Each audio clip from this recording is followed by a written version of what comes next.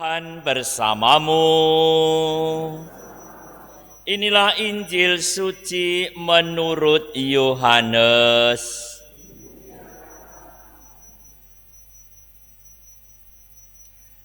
Dalam amanat perpisahannya, Yesus berkata kepada murid-muridnya, "Sekarang aku pergi kepada Dia yang telah mengutus aku, dan tiada seorang pun di antara kamu yang bertanya kepadaku, 'Kemana engkau pergi?'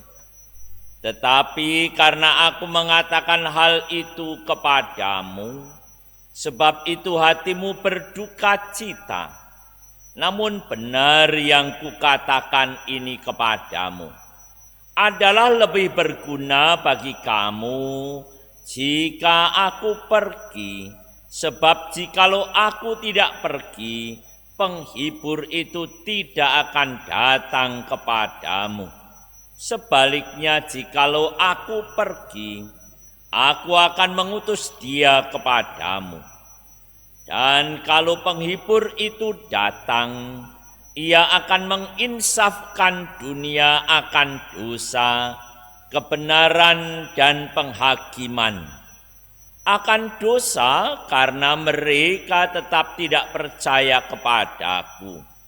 Akan kebenaran karena aku pergi kepada Bapa dan kamu tidak melihat aku lagi.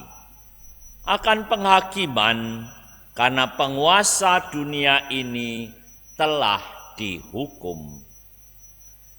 Demikianlah sabda Tuhan. Terpujilah Kristus.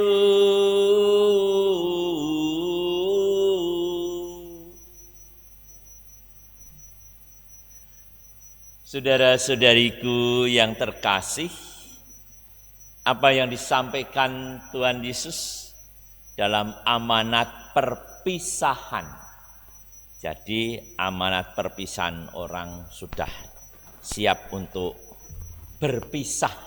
Tuhan Yesus sudah tahu saatnya telah tiba, maka dalam amanat perpisahan menyampaikan tentang kepergiannya dan juga akan adanya roh penghibur yang akan diutus oleh Tuhan Yesus kepada umat yang percaya.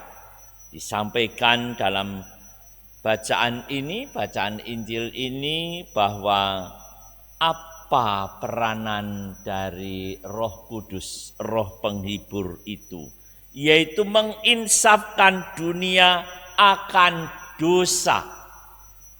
Menginsafkan kita yang sudah dibaptis di dalam nama Tritunggal Maha Kudus, diharapkan juga senantiasa dalam hidup kita ini supaya senantiasa diinsafkan atas dosa kita. Seringkali kita tahu bahwa itu kita berbuat dosa, tapi tidak insaf, tidak bertobat. Jadi apa yang kita lakukan terus saja. Bahkan suatu disampaikan dalam bacaan ini, akan kebenaran karena aku pergi kepada Bapa dan kamu tidak melihat aku lagi. Akan kebenaran yang disampaikan tentang Kristus adalah jalan, kebenaran dan kehidupan. Dan akan penghakiman karena memang pasti akan ada suatu pemilahan, suatu saat yang ditentukan kan ada penghakiman atas apa yang kita lakukan dalam kehidupan di dunia ini. Dan kalau kita percaya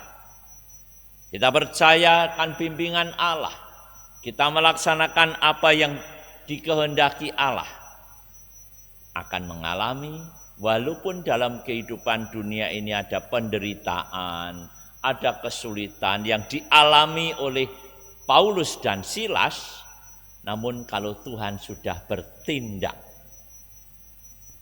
mereka walaupun di penjara, disesah di penjara, dan akhirnya bisa dibebaskan, dilepaskan. Karena kuasa Tuhan, karena bimbingan Roh Kudus. Artinya apa yang tidak mungkin secara manusiawi menjadi mungkin.